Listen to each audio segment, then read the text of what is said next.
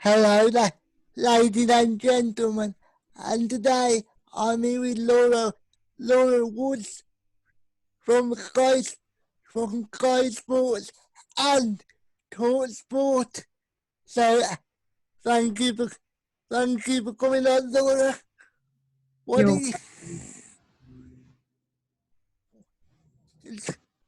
do you say to the people? Exactly what you do for Sky Sports?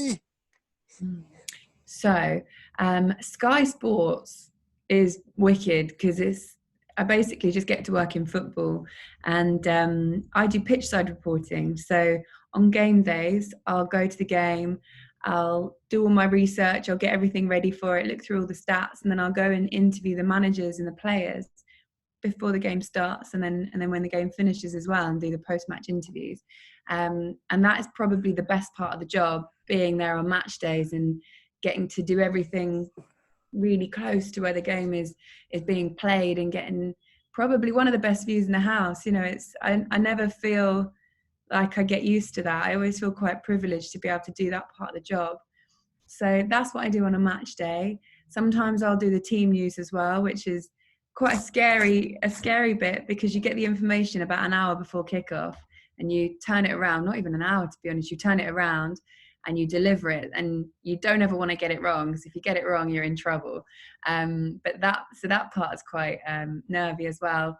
And then in the week, I get to interview players as well. So I'll go to the training grounds and I'll have a little chat with them. Or at the moment, like we're doing, it's all across Zoom, so it's a bit different.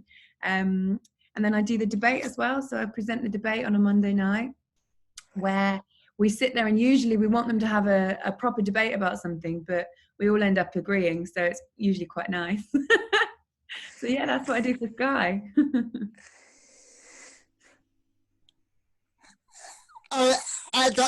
As we agreed to the interview, I was looking up on Google, as you do, and your Google's really weird because it got. I know you're gonna say this. I know you're gonna say I'm not 43. I don't know how to change it, Anthony. Honestly, I've got so many people. I've asked everyone. I don't know how to change it. I can't think somebody will change it at some point. You know you can edit it yourself. Well, the thing is, you've got Wikipedia that says one thing and you've got Google that says another. So we managed to change Wikipedia because there's another presenter called Laura Woods, and she's married, she's got 2 kids, she's Irish, and she's 43. And people keep asking me, are you really 43? And I'm like, no, I'm not, I'm 32. Like, come on. But I managed to get it changed on Wikipedia, but not Google. So Google still says, every time you click on it, Google's like, yep, she's 43, she's got 2 kids. And they're like, wow, good going. I'm not. Have you ever thought like changing your name? Yeah, I have actually. Maybe I need to get married. That's what I do, don't I? That'll probably save me. Oh, it's so annoying though. Honestly, I get it all the time. Chris Hughton once asked me if I went to, he went, yeah, you went to Trinity, didn't you? And I was like, oh, no, I didn't. I was like, Chris, it's a different Laura Woods. And I thought, because Chris Hughton is such a brilliant man, I almost didn't want to tell him. I felt like saying, yep, you're absolutely right, I have Irish roots. I just thought I couldn't do it. Because I still realised it was based on 2 different people. Once I started looking at some of the interviews that were on there, as you do, I didn't know whether some of them were you or whether they were the other Laura. I know. Well, the good thing is, luckily, she works in entertainment and I work in sport. So for that's probably one of the only differences, but we're both presenters. I mean, when I say it's the only differences, I don't have children and I'm not married, so that's a big difference. And I'm also 32.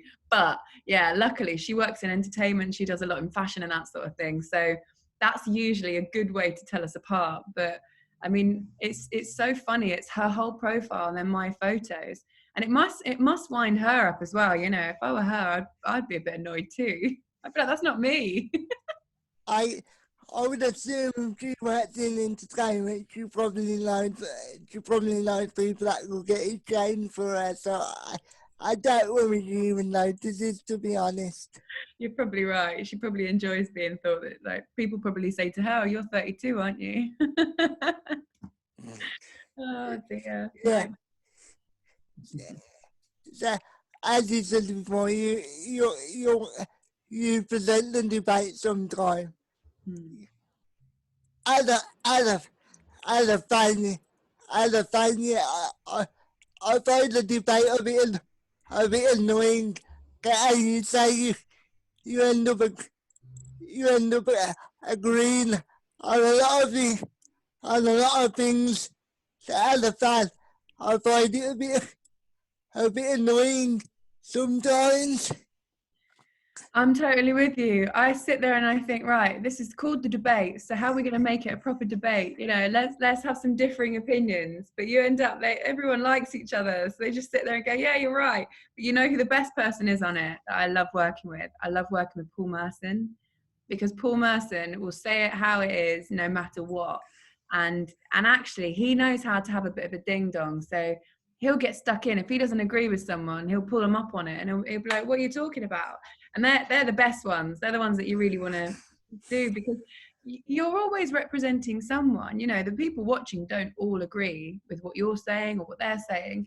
That's why I think it's important to have two differing opinions, because you know there's people at home on both sides of the argument. So I always quite enjoy it. And the best thing as well that you'll find, because you interview people a lot as well, sometimes the best thing you can do is just sit back and not say anything, and just let them talk and let them. And there was one time, it was I think it was Jamie O'Hara and Paul Merson, and they must have been chatting for 5 minutes, and I was just sat in the middle, and I was like, I should have had a coffee with me. Do you know what I mean? I could have just sat there drinking my coffee and like clocking off for a minute, because I didn't have to say anything. So when it goes like that, sometimes one of the best things you can do is just take your hands off of the argument, not intervene, and just let them fight it out. Doesn't happen often though. So, so do you know behind the scenes? Do you know what the guys are gonna say before you start going live, or before it's recorded, or No, not always. Sometimes we'll have a production meeting, yeah, but you don't always have a lot of time to go through the whole show, depending on what's happening. So every now and then as well, there's a game that's just finished just before we come on air. So we're all watching the game together. So there's not really always time to go through it. And also, I'm kind of a believer of, I like things to be a bit organic. So I don't like going through every question I'm going to ask them, because I don't want them to react in like a staged way or scripted way. I want them to hear the question for the first time and react genuinely. So, and also I find that even if you do a little bit of rehearsals with them, their opinions won't change. So they won't, just for the sake of an argument, they won't say, oh, I'll argue the other side of the argument just for the sake of it, to make it interesting. They'll stick to what they believe in, which I appreciate and I respect them for. So I kind of find that they know the topics. So I'll say, part one, we're going to talk about Chelsea. Part two, we're going to talk about international football. Part three, we might talk about the SPFL. And then they know what's coming. And then in the break, I'll remind them, because they always forget. I remind them in the break, this is what we're doing next, blah, blah, blah. But I won't tell them what questions I'm going to ask, really, unless it's one that I think they need to be prepared for, unless it's a contentious question or a contentious issue, or something where I think I don't want to spring this question on you. You know, I want you to have some time to think about it and formulate your answer, because sometimes there are tricky subjects to discuss, and you deserve time to mull over it and just think about how you're going to say your answer. especially especially the way the world is now. Like sometimes you can say one slight thing out of context, and it can ruin your whole livelihood in some respects. That's quite scary, isn't it? It's scary how I understand it, because sometimes when you're under pressure and you're on TV and your job is to talk and something is sprung on you, sometimes you're not ready for it and you just say something that you don't really mean. It just comes out your mouth. and that's pressure, you know, that's in the situation with all the lights on you and the cameras, and you know people are watching, your brain can do really weird things. And I've seen it happen before to people. It's happened to me before as well. Sometimes you just forget your words, you know, and things happen in the spur of the moment. And especially in this day and age with social media, you cannot get away with anything. You can't make a mistake, because you'll go on Twitter and you'll have about 100 tweets of people saying, what? And they pull you up on it. So, you know, it makes the quality higher, I think. It makes the standard higher, because you know you've got to do your job better than normal because you'll get pulled up on something. But it's also a bit of a minefield for pundits, you know, for pundits to say something accidentally, or something they didn't quite mean, or it didn't come out the way they intended it to. It can be a real dangerous job in that sense. And also, I imagine because the fans are a lot more knowledgeable on, like, when it comes to stats and things like that, I imagine it'll make their jobs a lot harder, because back in the day, people did not have the information like the stats like they have nowadays. You know what I mean? Like, there's certain websites you can go on to get the actual stats from every single game in the league. 100%. And you think, I mean, I've got all the websites and all the apps and things like that, and so I can sit there and I can know what percentage possession somebody had at this point, or how many minutes that person's played all season, or where he came from and what date he transferred. I've got it literally at the end of my fingertips. So I know how easy it is to access those stats, but there's quite a hunger for it as well, isn't there? Because now, like, because you can get that information more readily, people want it because it's quite fascinating. And pundits who are from a different generation don't use all the apps, you know, they might not have all that information. So you're right, sometimes the viewer will pull them up on something and say, no, what are you on about? He started 3 games ago. And he's like, what?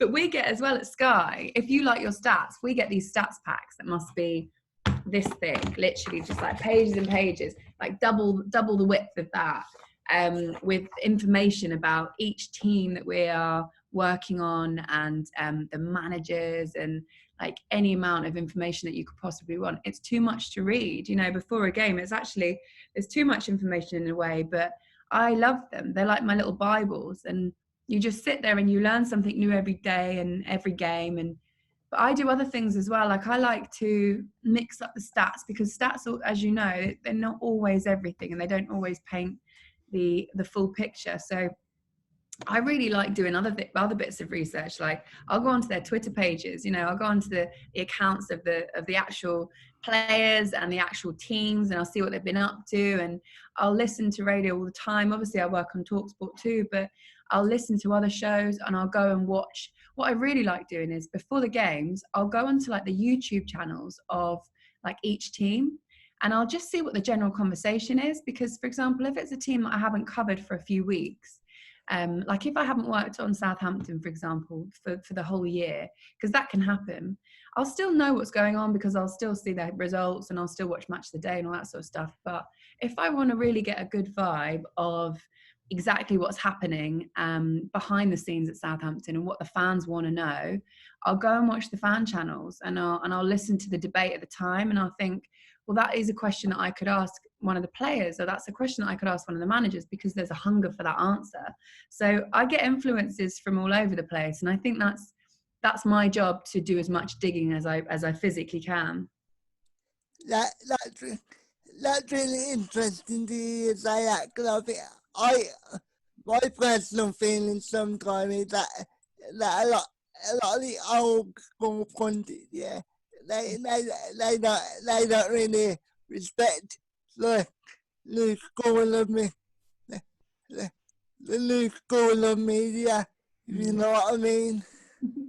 I think it will always, for the older generation, and I'm sure that we'll be like that, you know, like when we get older, we'll look at the new generation and we'll go, what are you doing? And God knows what sort of technology they'll have. But I always think the older generation, I totally get what you mean. It's not the way that they used to do it. It's very different. So they have a resistance to it. But I mean, through Sky, you know, I came up through the ranks. I was a runner. And one of the first presenting jobs I had was effectively on our YouTube channel. Soccer AM made a YouTube channel, and we were like a fan channel. You know, we went outside to the stadiums and we would interview fans, and we'd give the perspective of the fans. So I understand and I support that kind of media, because it's modern and it's quite young and there's a hunger for it and people are watching it. So, you know, who are we not to embrace that? I think you get a different kind of perspective on football as well when you do that kind of thing. Like when you watch a fan channel and when you hear them speaking, they're the people that football's for. You know, they're the people that are watching the game. So I want to be as in touch with them as I can, because I want my questions to reflect the mood of the fan base that are watching it. Otherwise, what's the point of me being there? Obviously, everybody is entitled to their own opinion, and that's what great about the world as a whole. Everybody can have their say, whether it's not what you agree with or whether you agree with it. Yeah. And I think sometimes we forget that as human beings. Yeah, we do. And we almost think, you know, there's a hierarchy. And yes, of course, you know, pundits are pundits and they've been there and they've played the game and they can give us the most incredible insight. But I think it makes it a better place when more people have more of a voice on football, because that's essentially what you're doing when you go down the pub. You're just having a chat about it. So the more information we can get and the more we can hear these conversations, the better. Sometimes I am concerned about a level of momentum that can build up. For example, if you are really angry with a player or really angry with a team, sometimes it concerns me the amount of momentum that can build up towards one person via social media, for example. A bad comment can be taken way too far, and people can really get on the backs of players. I'll give you an example. David Luiz. So I watched the game 2 nights ago now, Wednesday. I watched the game and I was doing a watch along with Sky. So I was sitting there watching it with Sean Gota and then the presenter, Adam Smith, and Joe Tomlinson, both from Sky. And David Luiz was at fault for both goals. Basically gave an assist for the first goal, then gave away a penalty, then got sent off. And it was calamitous. And he didn't start the game. He came off the bench. Yeah. He replaced Pablo Mari. That was it. So he wasn't meant to be starting in the first place, and he had a calamitous performance. And I'm an Arsenal fan, so I noticed this because it happens more often than not at the moment since we signed him. But after all that happened, yes, he made mistakes, but it became almost like a witch hunt on social media. And I've noticed that a lot of social media companies are kind of taking the stats and saying first time in one game that a player's come off the bench, given away at fault for the first goal, given away a penalty and got sent off in one game. And what concerns me a little bit is there's almost a lack of responsibility on social media to protect people. And I think sometimes we don't look at players as human beings. And as frustrated as I can be as an Arsenal fan, I do worry a little bit about that. I do think that one individual player is now receiving all of this hatred on social media, and big companies are taking the mick out of him. And I just wonder whether or not that's the right thing to do. But equally, football is a game for the fans, and it's a game of entertainment, and he made mistakes. So I guess there's balance in there. It's not like he has to be able to be criticised, isn't he? Yeah. As you say, everybody's entitled to get criticised when they have a bad game, as long as you do it constructively and you actually make sensible points, not just fly off the handle. I don't have a problem with that. What I don't like, you know, when people don't even bother to articulate themselves, and it turns into a rambling mess. Yeah, that's exactly it. If it's constructive criticism, Yeah. you can take it on board. But if it's just abuse, I just think that there's so much of that, and it's so players are readily available to receive abuse now because they have these social media accounts. You can send what you want to them, and it's up to them if they want to look at it. But I imagine they do look at it, and I imagine they know the mood of people. You know, they, especially someone like David Luiz, would have had a terrible game, and he would have gone off, and he fronted up to the media. He came out and did an interview with Jeff Yeah. Shore, and I thought actually that was quite admirable because he didn't have to do that. So it's difficult. I think you're right. Constructive criticism is probably just about what is acceptable, and abuse is never. Yeah, of course. We with social media, I think it's better if you can just hire people doing it for you, and then just look at the positive stuff, and even sometimes the negative stuff when it's constructive. Yeah, I've done that. I've kind of taken, I don't have anyone running it for me, but I've taken a step back from it, because when I took the job at Talksport, you are exposed to a completely new audience, and some people don't like change, some people don't like me, and if you end up taking all of those comments on board, it can really warp the way that you see yourself, and it can knock your confidence as well. So I just took a step back from it, and since I did, it's been a couple of weeks now. I still use it every now and then, but I took a step back from Twitter especially, and I just feel so much more at peace. It's really strange. I never realized how the less attention you give it, the less you need it. I mean, are we gonna bring up the talk sport thing? Because I have a, I have obviously seen, but I've heard rumors that some of the stuff you're being called here, and Mm. it did really surprise me. Well, it doesn't surprise me, but Mhm. it did really disappointing that in 2020 people can still think like that. I know. It's weird, isn't it? It's so weird because it's not the world I know. You know, it's not like it. I've worked at Sky for 11 years. So I've worked in sport for a third of my life. And even before that, everything I did in my life, I played sport at school. It brought me all of my friends. I watched it with my family. It brought us all closer together.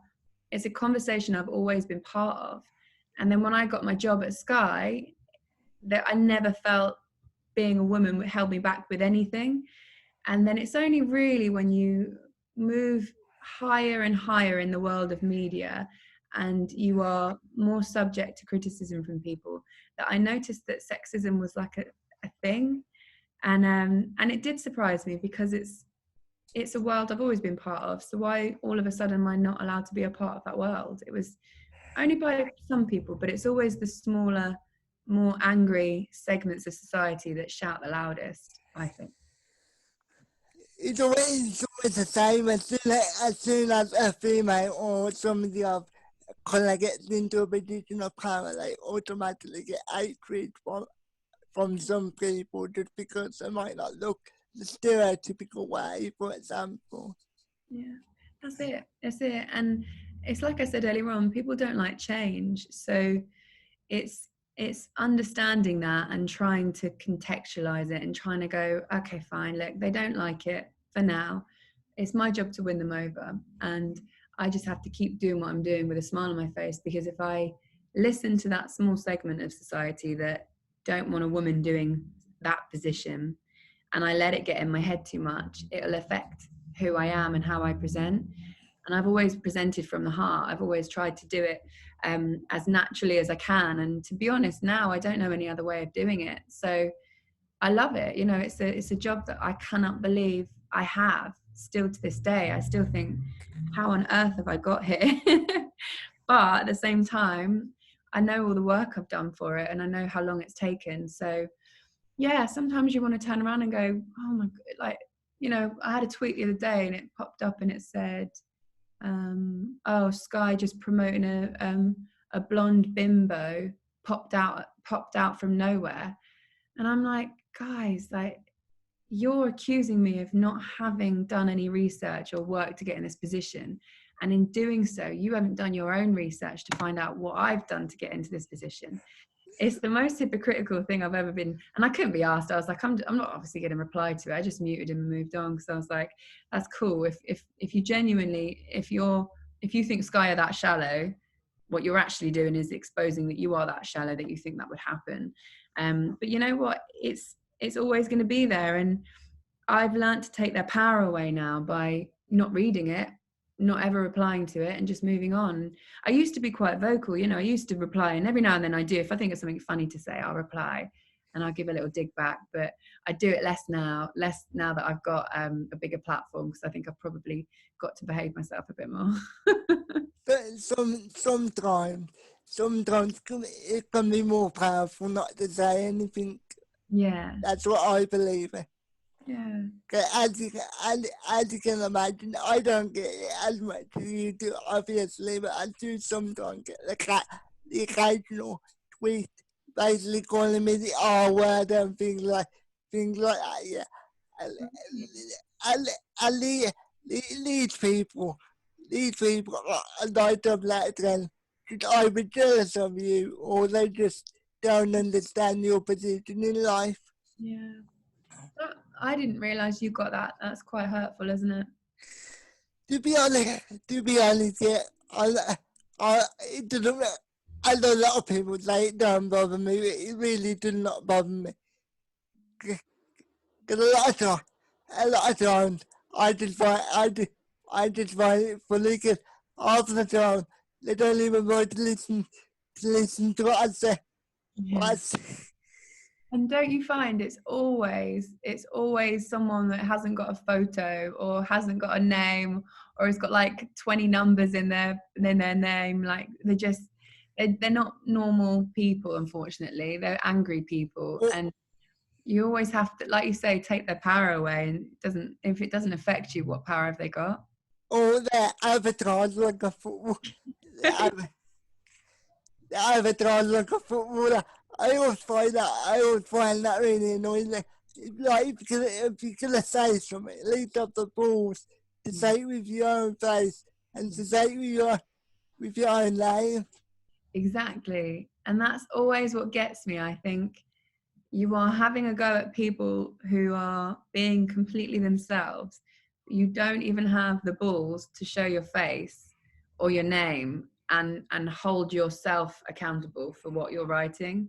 And I always try and consider that. Sometimes if I get a tweet from someone and I see it and it's nasty, if I can be bothered, I'll go and have a little look at their profile and see how they interact with other people. And it will take me 10 seconds to realize what sort of a person that is. It's an angry person who's created an anonymous profile so they can go and spew bile.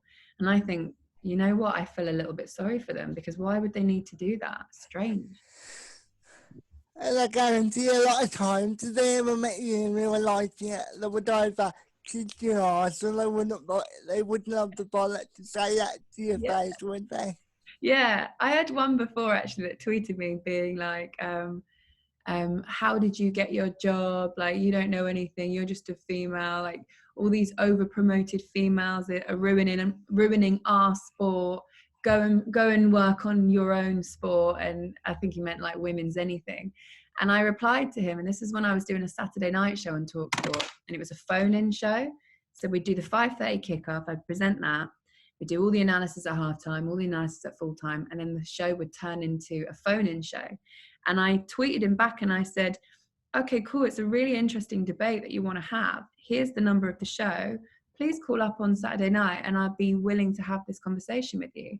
Never replied. Never replied ever. Disappeared. I think he blocked me actually, because I was waiting for him to call, and I was like, look, because I thought, you know what, I'll take this argument logically and I'll tell you my points. I don't mind doing that. Let's have a conversation, because you might represent other people that are listening, and I'm happy to do that. Never called. Yeah, man. I guess what we can take away from this little section is people are arseholes. That's all it is, isn't it? Just assholes. There's no point trying to dissect them, is there? Like, there's no point thinking what must have happened to you for you to be this angry. No, they're just assholes. But I wouldn't like it, if I did what you did and did like a phone up show, yeah. And somebody phoned up basically just to give me a fuse, yeah. I don't think I could control myself. I think I would go back. I think I would go back at them, and it would probably make it 10 times worse. Do you know what? Like Darren Bent used to do that show with me and used to sit next to me every Saturday night. And every now and then there'd be a tweet that popped up and I'd be like, and my face would change and I'd get really angry and I'd sit there in silence while the break was on. And then all of a sudden I'd come out the break and I'd go, right, and I'll read the tweet out and I'll say, this just came in. And then I'll launch into a tirade without swearing of why that person's wrong. And then Darren Bent used to just sit there and go, and he was like, I'm not going to say anything. I'm just going to let you calm down. And then as soon as I said my thing, I'd put it away and I'd move on and I'd be normal again and it was fine. But every now and then it used to really bother me and it used to terrify Darren when I'd get angry. It was so funny. You did better. You did better than I would have done. I would have done. Because when I get angry, a lot of the plurality come out of my mouth. You know what? It's one of those things in TV and radio that you think, say whatever you want, but for God's sake, don't swear. Just don't swear. But on radio, we have a dump button. So like we can press this dump button, which will lose the last 7 seconds and the next 7 seconds. It will just pick it out. So basically, if somebody swears, I've never done it, but a guest has before. Oh, for God's sake. And then it didn't go out. But you don't have that luxury on Sky. So on Sky, you just got to make sure you say everything right. Yeah. I don't know whether you noticed, but he did freeze for a couple of seconds, so I don't know whether you noticed, but I apologise. Oh, don't worry. You don't need to apologise. So you obviously do the football as we've discussed, but you also do the darts as well. You do the darts as well. Oh, I lost you for a second there, Anthony. Sorry, say that again. You do the darts as well, don't you? Yeah. I love it. It's so fun. Do you watch it? Yeah. I watch basically everything I can really, except for cricket. Cricket is just way too long for me. Do you know what? I don't mind T20 stuff, like, because it's a little bit more entertaining, isn't it? But I'm with you on that. The long format stuff, I'm like, oh my God, when does this end? What do you mean it's over 5 days? Like, what? But yeah, the darts is amazing. Have you ever been to it? Honestly, I've never been that interested in going live. I prefer to watch it on the TV, to be honest. Yeah. It is a hell of an experience to go to live. It is brilliant, but at the same time, it's a different experience because you can't really follow the darts that well because everyone's just getting drunk, so they don't really care what's happening. But if you watch it on the TV, that's how you watch it properly. And the commentators, I think, are amazing. So darts I've worked on for 11 years. Ever since I joined Sky, I've always worked on darts, and it's just one of my favorite things. I find it quite mesmerizing to watch, actually. I find it really interesting. And as long as I've worked in that game, that sport, the characters behind the scenes, these players that you get, they're so cool and they're so colorful and they're different. And the style, the way that we have the walk-ons and all the music, the way we build them up. Like when I used to work behind the scenes in darts, we used to use as much like banging music as we possibly could because we just thought it's like it lends itself to it. So I remember like we were cutting things to like drum and bass music, and it was just like darts. All they're doing is throwing darts, but we were like cutting it all up and all the lights of the arenas and all the walk-ons and like super slow cameras and stuff, and it just looked wicked. And it's one of those things, like I've just got this love for it. Like I always want to work in darts. Obviously football is my main sport and I adore it, but darts is like in my heart, if that makes sense. Yeah, to be honest, whenever I see you in darts, yeah, you always come across to me like you enjoy the darts more. Obviously, you probably enjoy them both the same, but to me, it comes across like you enjoy the darts more. Do you know what it is? I think the pressures are different. So I think with football, because football is our most watched sport, and I so don't want to get anything wrong in football, um, because it's like the pinnacle, you know. And so I think I can relax more in darts because I've been there since I was a kid. That's what it feels like with that production. So with football, this is maybe my third season, but only my second season doing Super Sunday. So I still feel like I'm in somebody else's house. Do you know what I mean? It's like Yeah, yeah. I'm still kind of getting used to the environment a bit more and the pressures that come with it. So it's different. Like with darts, because I've been on that show for 11 years in some way behind the scenes, before I moved to working and presenting and reporting. I know everything about it and I know everyone, and you know, it's a smaller production and it is a little bit more lighthearted. You can have a bit more of a laugh with it, but with football, it's much more serious. It's much more high pressured, and there is so much going on. It's busier, and you know, on Super Sunday you've got two shows, and your producer's got two games to worry about, and everyone's got to be in a position at a certain amount of time, and then you've got managers that are coming in and players coming in and team news coming in. So with darts, like, it's all self-contained. We run the whole production, so it's different. The timings are all spot on, whereas football, it's like coaches arriving, players arriving, sometimes managers arriving at different times. It can be chaotic. So I think that's probably a little bit why. When, when, when you do the Super Sunday, sometimes I think you went all that way just to do like a couple of minutes of talking, and then you don't, and then from a viewer, it doesn't seem like you do much else. What do you do after the game? Do you interview the players? Is that you when you're there? Yeah, so what happens is when I get there, we do a Sky Sports News cross. So we'll do an interview pitch side before anybody else is there. It'll be me and the co-commentator. So tomorrow it'll be Alan Smith, for example. So we'll do like 3 or 4 questions and that'll go into Sky Sports News. Then when Goals on Sunday is running, if it's a Sunday as well, we'll do the same thing for Goals on Sunday.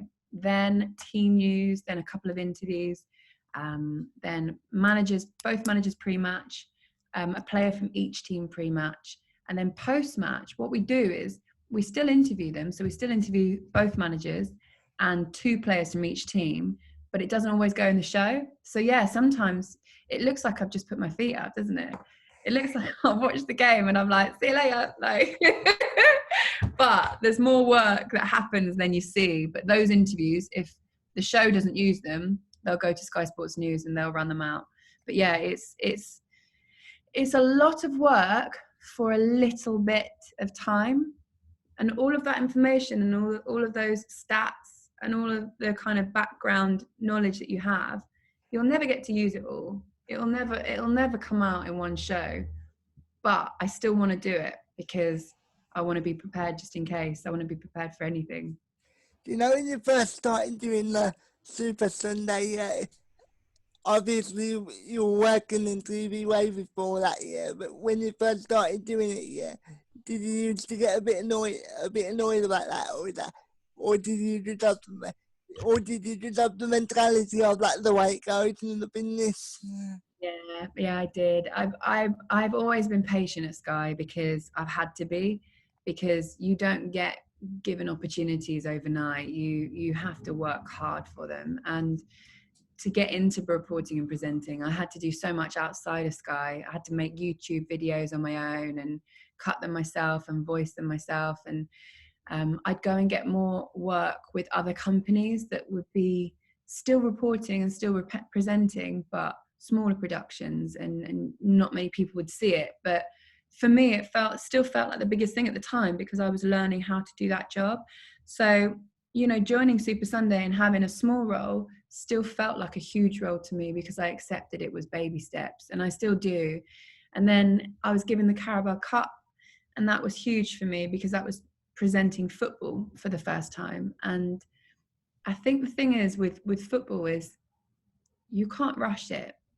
You'll never know enough either. You can never do enough research, and you can never do enough reading.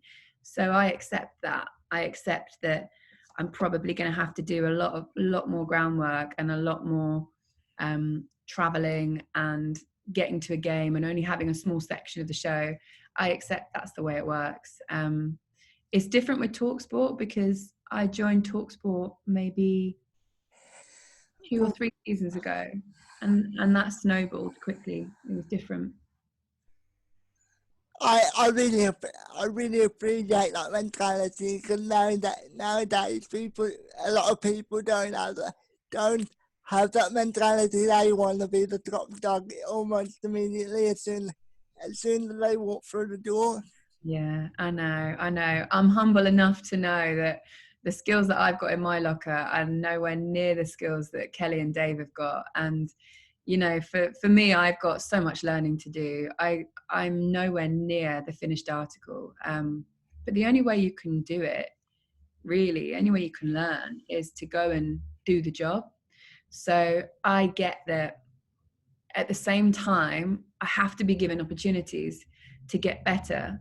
So that's why I work maybe 6 days a week, sometimes 7 when the season's in, because I always think every shift I do, I'm always learning something new, still to this day. I still sit there after I do a shift and I think, what have I learned today? And I'll also think, if I've made a mistake, I've learned a way of being happy with mistakes, if that makes sense. Yeah. Once I've got over the initial, like, oh, like I'm such an idiot, I'm embarrassed, I then go, right, you'll never make that mistake again because I've lived through it. So I take all those little things and I put them in my locker, and I think, right, next time be better. I always think just be better. That's all you can do. I agree. I could take a page from your book, because when I make a mistake, even if it's a minor mistake, it, I don't know why it does, but it always plays on my mind. But I guess it's because, obviously, because of my disability, yeah, I have to try a lot. I have to try a lot harder, yeah. So I guess automatically I put a lot more pressure on myself. Yeah, I totally know. I know exactly what you're saying there. That mistake will sit with you for as long a time as it takes to do the next thing until you get a chance to put it right. Because I think that if I make a mistake on Super Sunday, I'm like, brilliant, I've got to wait a whole week now to make that mistake right, and to make sure that the next time I do something, I don't make that mistake again, and it will sit with you. But you know why it's good that it sits with you, especially, is because it means you're a perfectionist. So if it didn't bother you, then you wouldn't be as good as you are. That's the difference. So like the way that you interview me, for example, this is the most fun I've had in an interview for ages, because when people interview, I always think they make it too serious. So I understand that in some circumstances, when you're interviewing a manager after he's just been killed 4-0, Carlo Ancelotti, for example, against Chelsea just before the break, Yeah. I can't have a laugh with him and ask him what he's had for breakfast. So context and timing is important, the nuance of something like that. But I think you've got quite a good way of making the conversation lighthearted enough that the person you're interviewing isn't feeling tense about what you're going to ask. It's a conversation, and that's a skill. Because every the reason I wanted to start to interview people, because every time I see interviews on TV, they all come out with the same old boy. They always come out with the same old bollocks. It's true. And I sit there sometimes as well, and I'm like, how do I ask a player after a game how he feels about that result without saying, how do you feel? And it's really hard because you've only got maybe 3 or 4 questions with them, like 2 minutes. And what you want is their emotions. So you sit there and you go, just sum up that game for me. Sum up your emotions. How are you feeling about that? Why is that important to you? And they're the same question, just in different ways. But, you know, you don't have the luxury sometimes of a really long, relaxed conversation with them. So you just got to get in there as quick as you can. For, for example, every time I see an interview with Paul Pogba, it drives me crazy because every single time it's like the same question repeated 5 times over. Yeah, that's what it is. And it's our job to try and think of a different way of saying it. But at the same time, there's only so much you can ask because Yeah, we're all talking about the same game. yeah, and also, I imagine there's only certain questions that they're willing to answer. Yeah, yeah. Like sometimes you might go all the way to Manchester, right, from London to interview somebody. You might be interviewing Paul Pogba, and the only thing you want to ask him is, are you going to stay at Manchester United?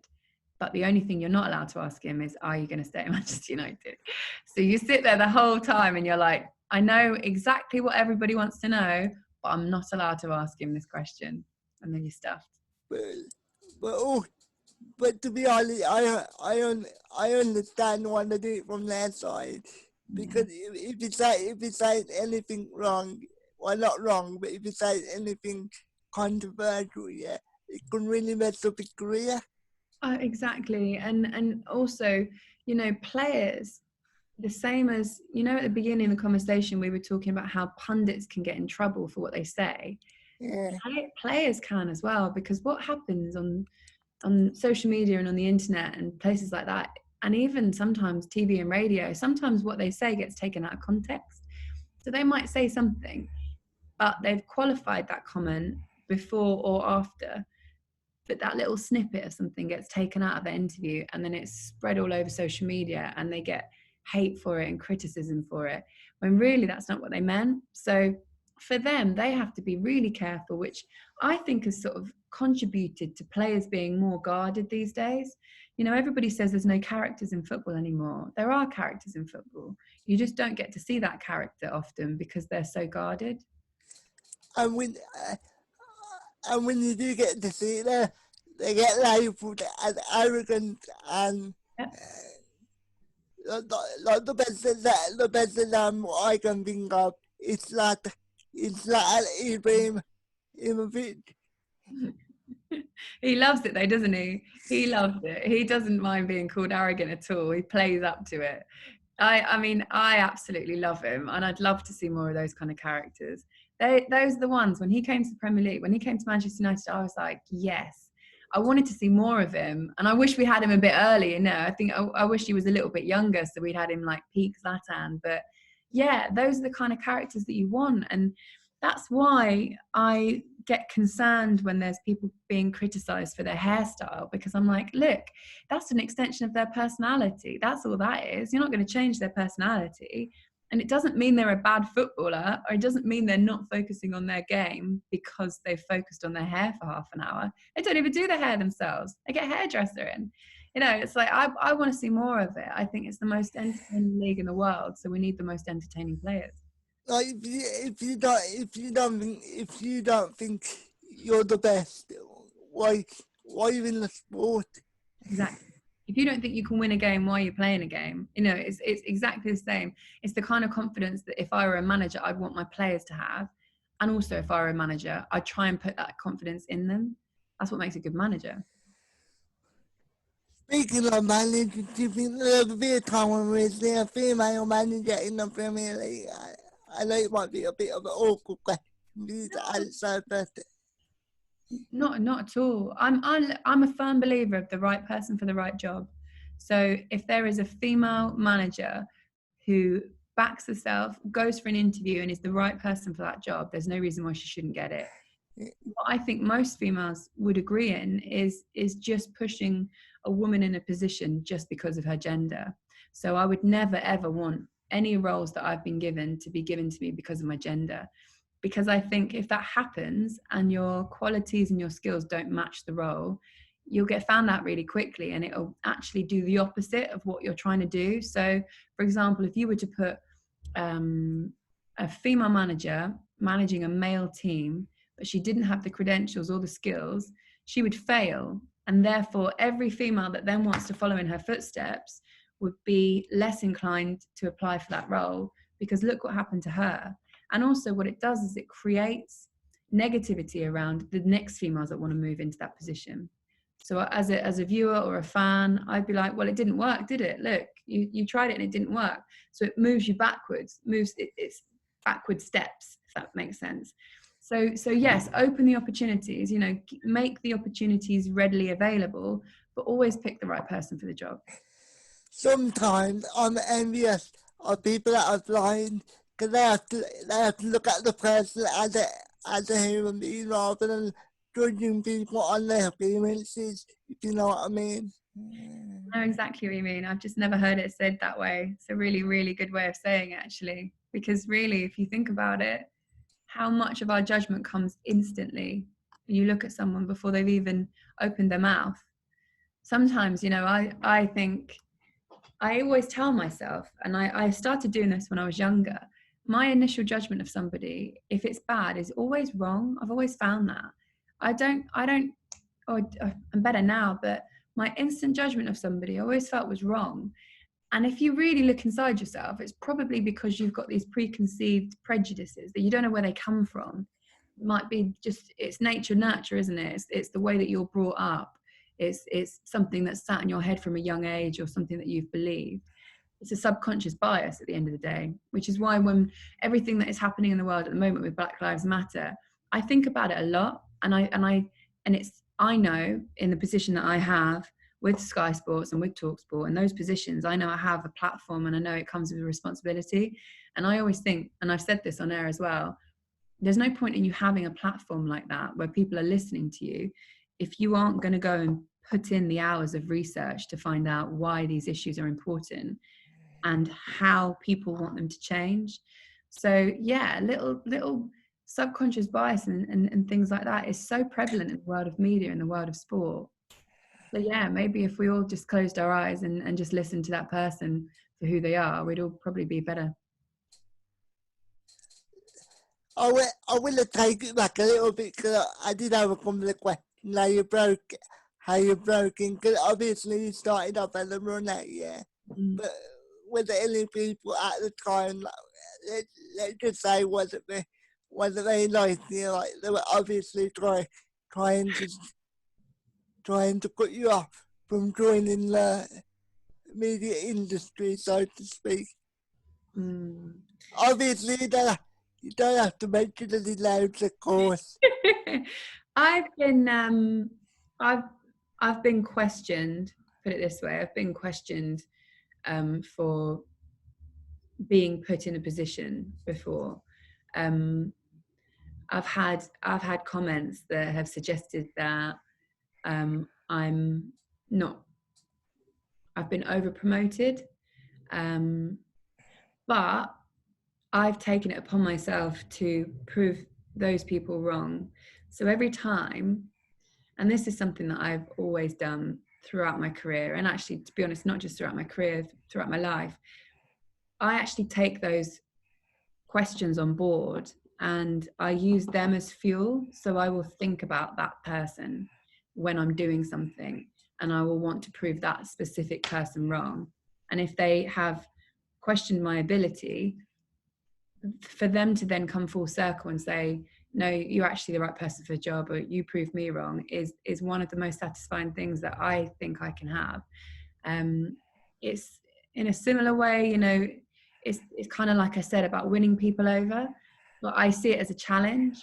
So because I know in myself what I've done to get here. So I can't sit here with every person and go, look at my CV, look, I've done all these things, like, this is the work I've put in, these are the hours that I do behind the scenes, this is how much I read about all the subject matter I do. I can't do that, and I can't be bothered to do that with every person that questions me. The only way I can prove them wrong is to physically do it, and do it to the best of my ability. At the end of the day, what do these people want you to do? Say, when you get offered a promotion, say, no, I don't want it. Yeah. Like, like, part of my language, for that. If I get an opportunity, if I get offered an opportunity, I'm taking it with both hands. Exactly. I'm not going to go, oh, I'm not sure because so and so doesn't think I'm prepared for this.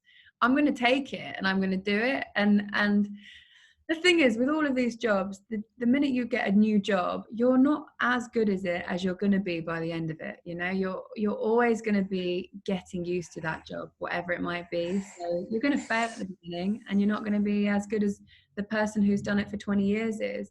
But it's all about growing, and like I say, like all you can do is learn and do the best you can do, and make a mistake, but make sure you don't make it again.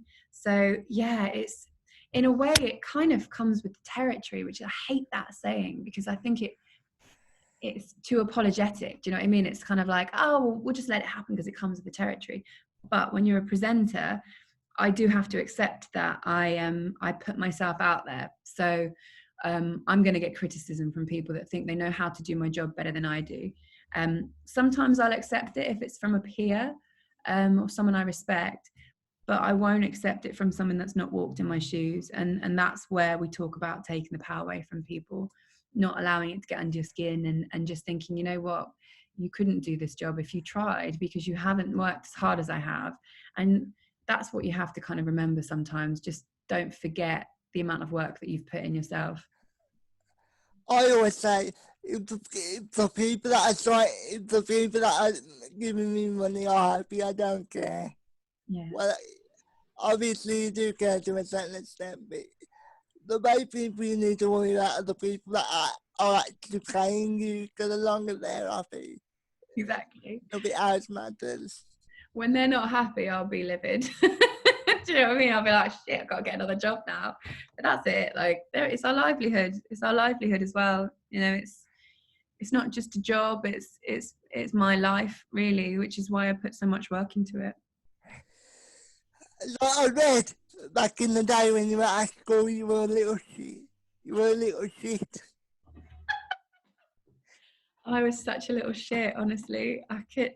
I went through this period of time, which was like, I don't know, I was about 14, I think. And I just couldn't concentrate, and I didn't want to be there. And, you know, like, I had the ability, but I just didn't want to do it. I was struggling. I sort of lost my way a little bit. There were lots of things that were happening in my private life at home that I think affected it massively. And I lost focus. I just didn't want to be there. And I used to get a lot of detentions. I used to get in trouble.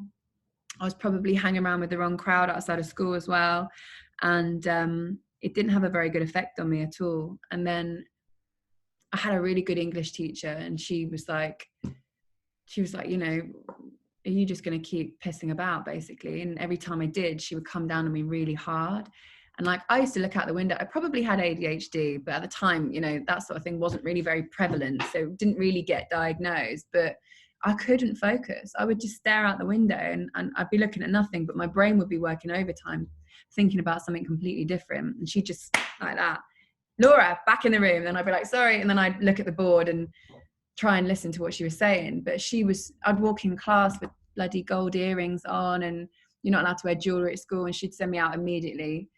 Get outside, take your earrings out and unroll your skirt. You know, like, I'd roll my skirt up because I thought it was cool. So it was all these little things, and making sure I did my homework. I never did my homework, never did my coursework. But I was good in exams. So she was like, I know it's in there. You just got to put in the effort. So I dragged myself through that, really. My mum dragged me through it as well. She was like, look, you can fail if you want. Like, my grades started to slip, and I'd always been good at school before that age. I was always smart, and I worked hard. But I just lost focus for a couple of years. And yeah, she was like, you can fail if you want, but do you want to be that person? And I was like, no, I don't. So I pulled my socks up, really, for the last year. I hated sixth form. I just couldn't bear it, but I sort of dragged my way through that as well. I definitely underachieved, but you know what? Like, I don't think grades define you. I don't think they should define you either. because I went to university and I did journalism. And when I got my work experience at Sky, I didn't really use any of that information. I didn't really use any of that knowledge or those skills that I built up. Maybe a bit of writing, but I think when you find something that you want to do, if you apply yourself to that, sort of trumps grades, I think. I'm not saying don't work hard at school. Do work Yeah, hard. I was just like to jump in and say to any younger viewers, we aren't saying treat school like a piece of art. We just say try your best, and if it doesn't work out for you, then it's not the end of the world. Is that a fair thing? That's the more responsible way of saying it, Anthony. Thank you. You saved me there from telling kids not to worry at school. Definitely work hard at school. I mean, what I did do, like I said, was I did pull my socks up and I did get those grades, and it was a personal pride thing for me as well. But this is it. It's not the be all and end all. It's not that you will learn to apply yourself at some point. And if school isn't for you and you find it really hard, some people aren't academic. And I think there's a lot put on that. There's a lot, we have to be academic at school, but some people are really creative. Some people are arty. Like there's different ways that you can excel. And I think school's better now than it was when I was younger, because there was so much focus on all of those academic subjects. But I think now they accept that there are different ways of learning and different skills. And it's so important, because the minute you find something you love, you'll put everything into that because you're so passionate about it. So you just have to find something that you love. Not to make it about me, but I can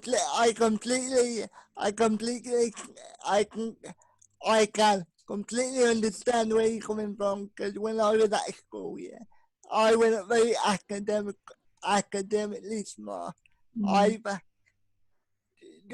Just because, basically, because of my health was so bad, and sometimes I found it difficult to really concentrate. And when it came to exam time, I did okay, but it wasn't like top marks or anything like that. But I would say out of my friends group, I'm probably doing the most out of all of them, to be honest. So I completely understand where you're coming from. Yeah, because you found something that you're passionate about, right? Yeah.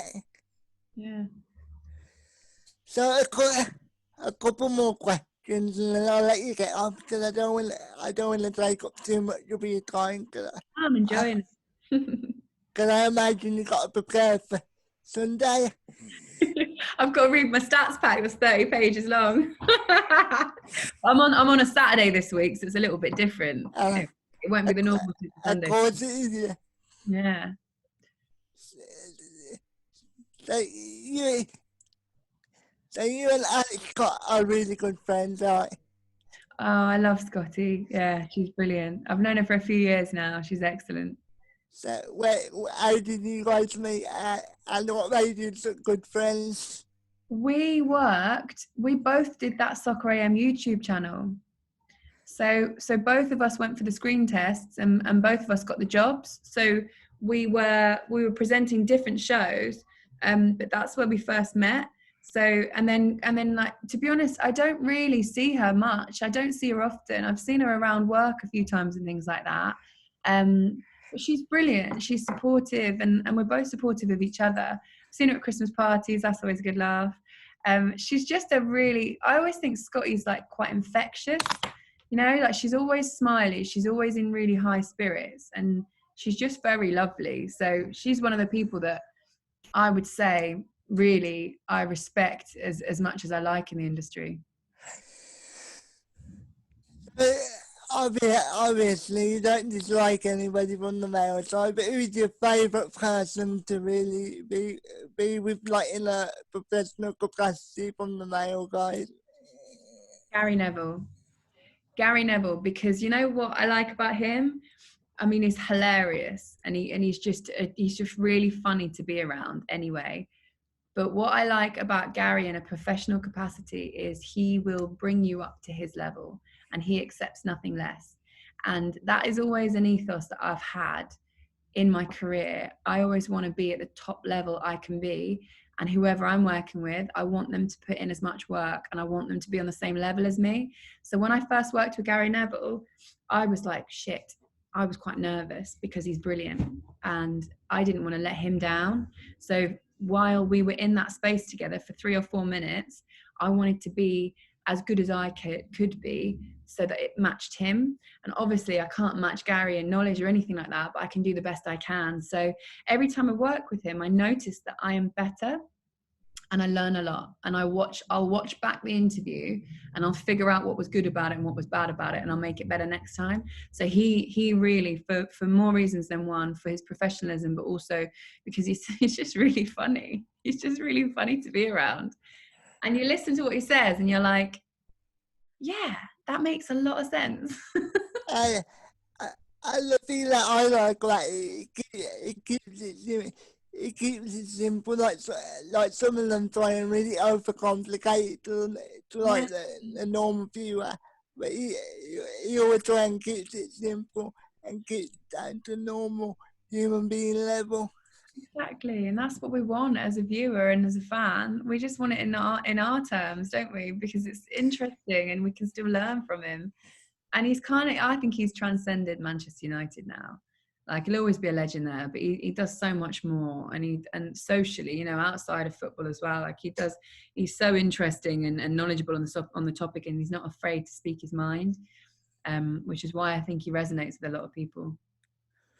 To be honest, I think he deserves another shot in management. To be honest, Yeah, I don't think he ever wants to go back though. I listened to a podcast you did. In fact, it wasn't a podcast; it was a YouTube or a Zoom interview with Jeff at the start of lockdown, and he was like, "Yeah, I'm done. I'm done with it. I don't want to go back in there." But it was really interesting. Have a look at it if you can, because he kind of dissected why he didn't think it worked at Valencia and why he doesn't really want to go and give it another crack of the whip. But I think he's found his calling. I think what he does at the moment, he's got so many different businesses, doesn't he? But what he does at the moment with punditry, I think has changed the game. It's changed football. It's on a different level. And I think punditry would be a less fruitful place without him.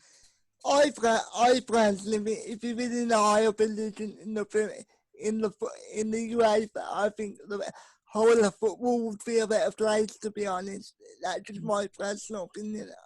Yeah, totally agree with you. I mean, I love like Micah, for example. Micah Richards as well has become one of my favorite pundits because what he does is allows his personality out, and he's got such a big personality, such a big character, and his laugh is infectious. And I want to see that, because what he does is talks about him as a footballer, but then he also has a laugh. And when I watch football, I'm like, I can relax a little bit more now, because I think in the past Sky's been guilty of being quite serious. Everyone in suits and ties, and everyone really like super intense. And yes, there is obviously a place for that, but I also think there's a place for a little bit more lightheartedness too. Which is why when you get characters in there like Micah, who just breaks the mood up and can inject this huge personality, I think it's a much better place. What one more person, and I'll let you go. Do you know? Do you know? Do you know Kamara? Is he as wacky as he seems? Did you say Cammy? No, Chris Kamara. Yeah. He is so fun. Like he's absolutely wonderful. He's a consummate professional. I've worked with him on Goals on Sunday once, actually, when Scotty was off. I covered for her, and he gets in at like 3:30, goes through all the goals in the morning, literally writes inlines and outlines for them. He's so meticulous with all of his preparation. But he's just so warm. He's like a lovely guy. And what he is on camera is what he is behind the scenes. Like, he's so genuine and so nice to work with. And he's done everything, hasn't he? I remember at Christmas, he released a Christmas album, and I was like, I didn't know you had those pipes. I was like, you're actually a really good singer as well. Some people get all the talent, don't they? But yeah, he's lovely. If you met him, you wouldn't be disappointed, put it that way. Okay then, thank you for coming on, Laura. I really appreciate that. I really appreciate the fact you took a bit of your time to come on today. You are welcome. And thank you for asking such brilliant questions, because it didn't feel like an interview. It felt like a conversation. So I could have talked for an hour longer, but you're probably busy as well. So it was lovely to finally meet you as well, Anthony. And yeah, and also, I don't want to get the blame. I don't want to get the blame if you don't know everything that you need to know on Saturday. I'm going to blame you when I've missed a stat. I didn't get to page 30 of my stats book because of you. I'll be like, no, I don't know anything about your team. Sorry, mate. Anyway, guys, thank you for watching. Please like, please comment, please subscribe, and let me know if you want me to get anybody in particular on. As I always say, I can't promise, but I can try. And so speak to you later, guys.